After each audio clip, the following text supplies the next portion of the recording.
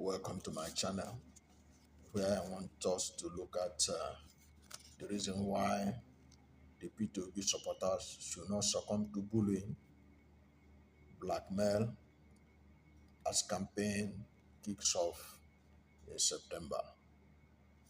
Because we have entered the month, we are about to enter the month of election campaign, and there will be a struggle, a battle, a big one for the soul of the social media. Because right now, P2B supporters are really in charge of the social media, but there will be a battle for it. And the APC, I understand, are making every effort to recruit people who will fight dirty to try and take over the social media. And they are going to come with bullying. Already, they have been testing the water with their bullying, but they pretend as if it is P2B supporters that are doing the bullying. First of all, they say unprintable things about P2B and his supporters. And then when they are responded to, they claim they are being threatened. I remember former special advisor to President Goodluck Jonathan on new media, who is now one of the people campaigning for the presidential candidate of the People's Democratic Party, Alhaji Atiku Abubakar, Reno Mokre. In an interview which many people saw on television, P2B was talking about the fact that Nigeria is a country where drivers are flying a plane instead of allowing the pilots to fly the plane. But Reno Mokri turned it around mischievously and said that P2B has called himself a pilot while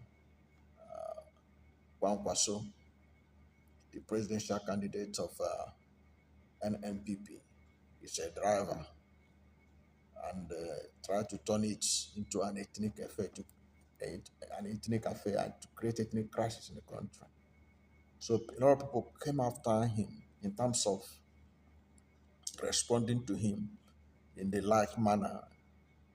And the next thing we saw was Reno Mokri claiming that his life is under threat, that his life is being threatened, that IPOP members who are masquerading as P2B supporters are threatening his life and all that. And he released a tweet saying that if anything happens to him, that P2B should be held responsible. It was a very irresponsible thing to say because, one, the people who are threatening him, if he is serious about it, he ought to have taken the numbers of those people to the police. But he wanted to demarcate P2B and his supporters that they are violent people, that they are members of indigenous people of Biafra, to give a dog a bad name so that it could be hanged. After being the one that was using caustic language, acidic language against P2B and his supporters, he turned around and claimed that his life is under threat. So, this kind of attitude, P2B supporters should expect it more as we are entering September in a few days' time, because they are going to come after P2B and they are going to come after the supporters. This same thing played out in July again. Samuel Mose, the columnist of the Nation, he wrote a piece titled Obituary, where he said unprintable things about P2B and said many lies and made some false conjectures. Even by the headline of that very piece, it shows insensitivity and regard, because it was like he was wishing P2B and his supporters dead. And many people interpreted it that way. But at the end of the day, he tried to play the victim. And someone must say is somebody I have been following on social media, on Facebook and Twitter for a long time. His comment box is always open, but immediately he posted that particular article on Facebook and Twitter. He blocked his comment box because he knew he was out to play mischievous game so that nobody can respond. Of course, people who have his numbers, they called him as he claimed, and he said they were threatening him. And then he made a tweet, say if anything happens to him, that P2B should be held responsible, that P2B should call his supporters to order. If anybody is threatening anybody in this election, the person should call the police. If anybody calls you and threaten you, you call the police. If there is a fake news against you, you report the fake news to the to the owners of social media. There are reporting mechanisms in Facebook, in Twitter, in Instagram, everywhere. In most places there are reporting mechanisms. So you report whatever you feel is a fake news, whatever you feel is a threat to your life, so that the appropriate action will be taken. It is not for you to come and say that P2B should be held responsible when yourself, your principal, is not being held responsible. Let's face it. Um, Omaseye is a staff of the nation owned by Tinubu. It would have been the right of P2B to call out Tinubu, to call Omaseye to order because he pays the salary of Omaseye. Bayo Onanuga of the Buhari of Tinubu campaign organization, sorry, of Tinubu campaign organization, is being financed by Tinubu, and he was trying to link P2B with IPOP. It is the right of P2B to actually demand that Tinubu should call Bayo Onanuga to order, because these are people directly linked to him. But many people who allegedly threaten these people are people that P2B knows absolutely nothing about them. These are the average man on the street who uses his own money to buy data, to canvass for the candidate he loves. And whatever he posts, you want P2B to be held responsible. If such a person happens to call Samuel Moseye, then P2B is responsible for the action of Samuel Moseye, for the action of one Facebook user who called Omaseye and threatened him, if he was actually threatened. And besides, as I keep on saying, there is enough mechanism to handle that kind of matter. If someone must say is threatened, he should report to the police, supply the numbers to him. That is why we did SIM card registration and linkage with NIN, so that it will be easier for the security agents to track anybody who does anything illegally using the phone. So that's what they ought to have done.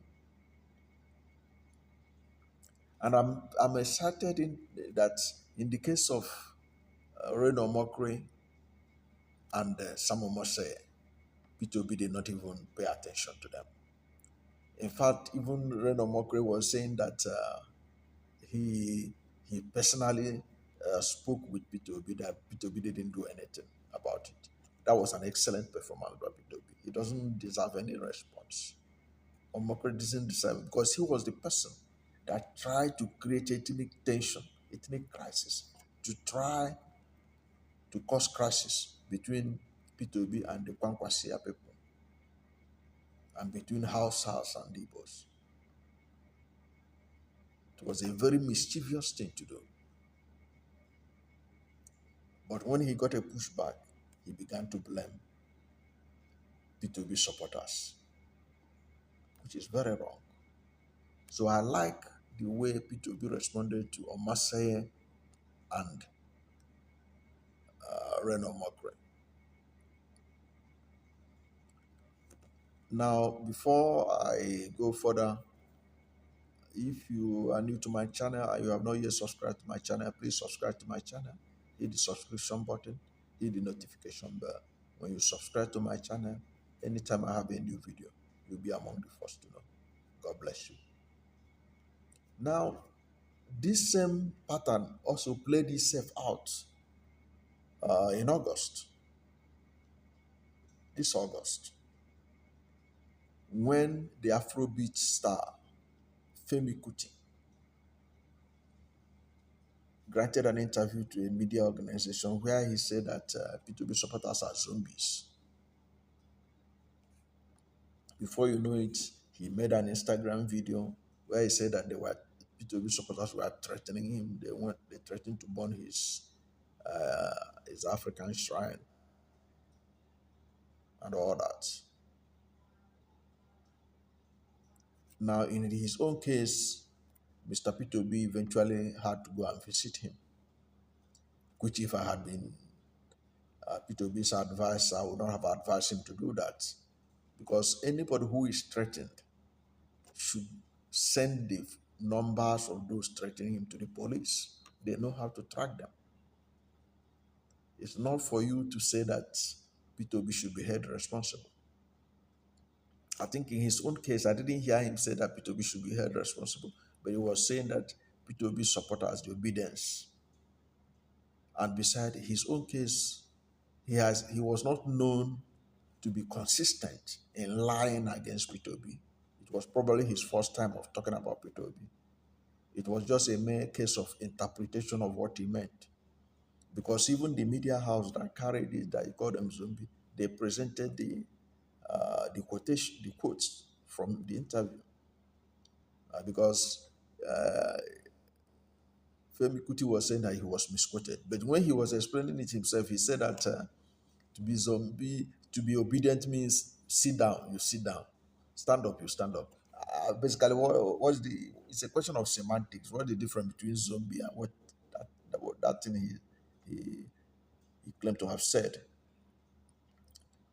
in which he said he was misquoted? It's all basically the same thing. But all the same, Mr. P2B visited him. But how many will Mr. P2B visit as we are about to enter the main campaign? So it's not necessary for Mr. P2B to visit anybody to go and you know you know tell the person that that's not the way he runs his campaign. As good as it was, but I think it's not good, it shouldn't be the pattern. I think P2B should be handling all these kind of matters the way he handled Reno Mokri and Omase. That's the best way to do it. Just ignore them. Anybody who has a serious issue should go and report to the police. And that particular person that called his number can get arrested or whatever and be prosecuted. But it is irresponsible for anybody to say that P2B should be held responsible for the action of adults who he don't even know. He didn't buy data for them. They are just spending their own money and projecting a candidate of their choice. And you see how many of them here on social media. They say that P2B is not just running for president, that he is running that they are the ones running for president through him. So they see it as a project that need to be accomplished. So what these people does are not the business of P2B. He's not responsible for their actions. So as the election campaign is about to start, there will be more pushbacks like that. They are going to intimidate, blackmail P2B supporters that they are unruly, that they are bullies, and that they go after anybody who doesn't agree with their viewpoint. It is not true. If you check those that have claimed that P2B supporters are after them, they are often the force people to use abusive, insultive words and languages against P2B and his supporters.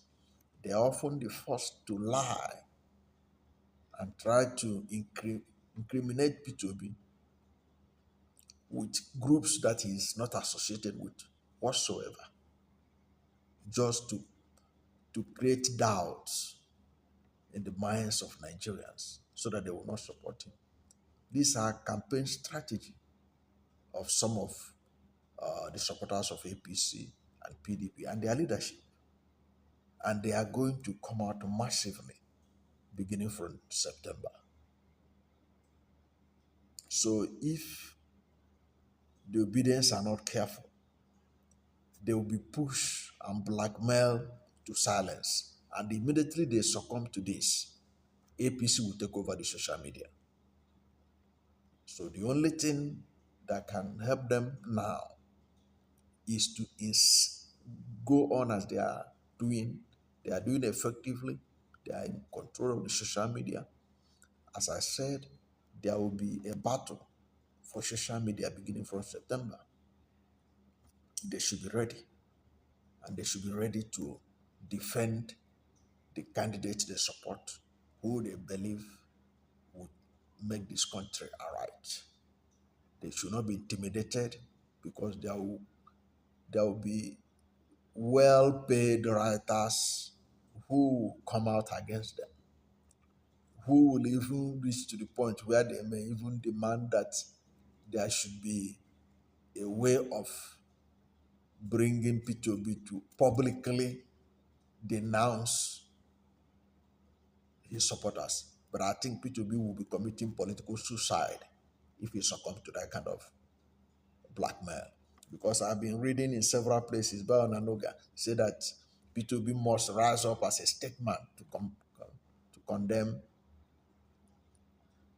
what his supporters are doing. That will be playing into the hands of his opponents because they are asking him to do what they will never do. Tinubu has never been called upon to condemn the acidic languages that are being used by his supporters on P2B. Look at that hogwash written by Samuel Mose, filled with lies in windows. Yet, nobody called or Mose to order. Even Tinubu did not issue public statements to condemn Omaseye for that obituary article. Tinubu has not said anything about linking P2B with IPOP by Onanoga and by Samuel Moshe. When we also know that even when it comes to linking separatist organization, it is even Tinubu that is being alleged to have link because with the Yoruba nation's agitators, because there's an exclusive report by Sahara reporters where they say that the separatist organization, they are now working for Tinubu. I think I'll put the link in this under this video so that your people can also see it and go and verify it. Yet they try to demarket P2B by portraying him as having the support of IPOP. When IPOP hates P2B with passion, because what he stands for is not what they stand for. IPOP don't want election. P2B want election. IPOP don't believe in one Nigeria. P2B believe in one Nigeria that works for all. The supporters of P2B are not supporters of P2B in Southeast. They are not IPOP members. Because IPOP members have been saying unprintable, IPOP leaders have been saying unprintable things about P2B. So how can the members support somebody that their leaders don't support? It doesn't make sense. But yet they are desperately trying to link him with IPOP. And these are all kinds of blackmail and intimidation they are using against P2B. And they expect that his supporters will not react. They are bound to react. So the essence In essence, the supporters of P2B should know that there is a battle royale that is kicking off in September. They have been in charge of the social media. There is going to be a battle for it. And they are going to use intimidation, blackmail, and what have you to suppress P2B supporters and even to intimidate P2B to abandon his supporter or to say things against his supporters. I think P2B is too smart to succumb to that kind of blackmail. He shouldn't fall into that trap because this idea that he should condemn his supporters, he shouldn't do it. These are the life wire of his campaign. These people are spending their personal money to project him, to support him, just the same way some people spend their money to support Buhari in 2015. And nobody was telling Buhari to condemn his supporters at that time. They should not be asking P2B to do what they will never do. Nobody had asked Tinubu to be responsible for what Sam Omoseye is writing, even though Sam Omoseye is paid salary by Tinubu, which by right, Tinubu should be held accountable for what he writes. But they are expecting P2B to be held accountable for what somebody in Jalingo wrote.